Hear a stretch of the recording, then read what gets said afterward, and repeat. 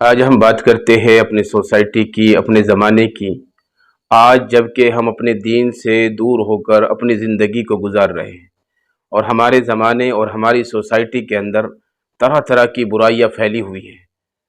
اور ان برائیوں کے اندر ملوث ہو کر ایک مسلمان اپنی زندگی کو گزار رہا ہے۔ طرح طرح کے مسائل ہمارے معاشرے کے اندر پیدا ہو گئے،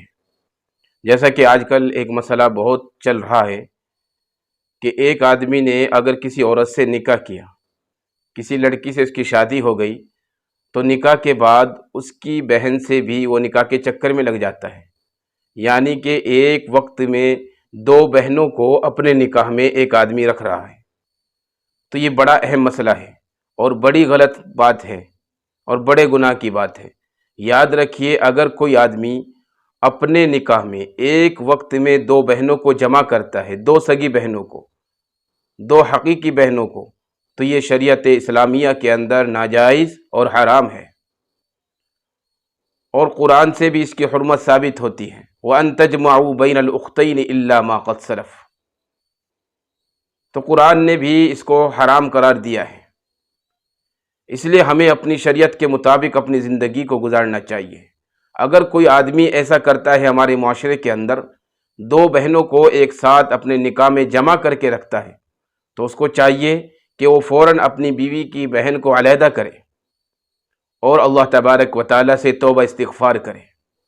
اور لوگوں کے اوپر یہ لازم اور ضروری ہے کہ اس کو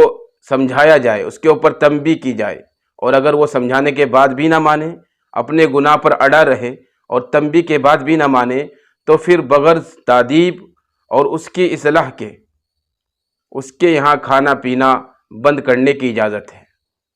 اس کے یہاں ہم کھانے پینے میں نہ جائیں، اس کی اصلاح کی غرض سے، اس کی تادیب کی غرض سے، تاکہ وہ سدھر جائے۔ اور اسی طریقے سے اگر اس کا انتقال ہو جائے اسی حالت میں، تو اس کی جنازے کی نماز تو پڑھی جائے گی، لیکن اگر کوئی مقتدی ہے، یعنی کوئی پیشوا ہے یا کوئی رہنما ہے، عالم دین ہے، تو بطور عبرت کے اس کو اس کے جنازے میں شرکت نہیں کرنی چاہیے، تاکہ لوگ عبرت پکڑے، اس بات سے عبرت حاصل کرے، اور لوگ ایسے بڑے بڑے گناہوں سے بچے، اور اپنے آپ کو بھی بچائے، اپنے معاشرے کو بھی بچائے۔ اور یاد رکھے، اگر کسی نے ایک ہی عقد میں دو بہنوں سے نکاح کیا ہے، یعنی ایک ہی محفل میں دو بہنوں سے نکاح کیا ہے، تو پھر دونوں کے دونوں نکاح فاسد ہو جائے گے۔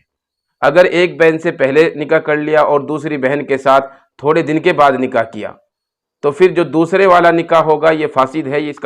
یہ نکاح نہیں مانا جائے گا، اور پہلے والا نکاح صحیح ہو جائے گا۔ خلاصہ کلام یہ ہے، ہمارے معاشرے کے اندر اگر یہ برائی ہے تو ہمارا فریضہ ہے کہ ہم اپنے معاشرے کو بچائیں اور اپنے معاشرے کے اندر اسلام کی تعلیم کو پھیلائیں۔ اور اگر کوئی آدمی ایسا کر رہا ہے یا کر لیا ہے، تو اس کو چاہیے کہ وہ اللہ کے دربار میں آئے اور اللہ سے توبہ استغفار کرے اور اس چیز سے باز آ جائے اور اس گناہ سے پرہیز کرے، اور اپنی بیوی کی بہن کو فوراً علیحدہ کرے اور اللہ سے توبہ استغفار کرے، اپنی شریعت کے مطابق زندگی گزارے۔ اسی میں ہمارے لیے کامیابی ہے۔ اللہ تبارک و تعالی ہمیں عمل کی توفیق عطا فرمائے۔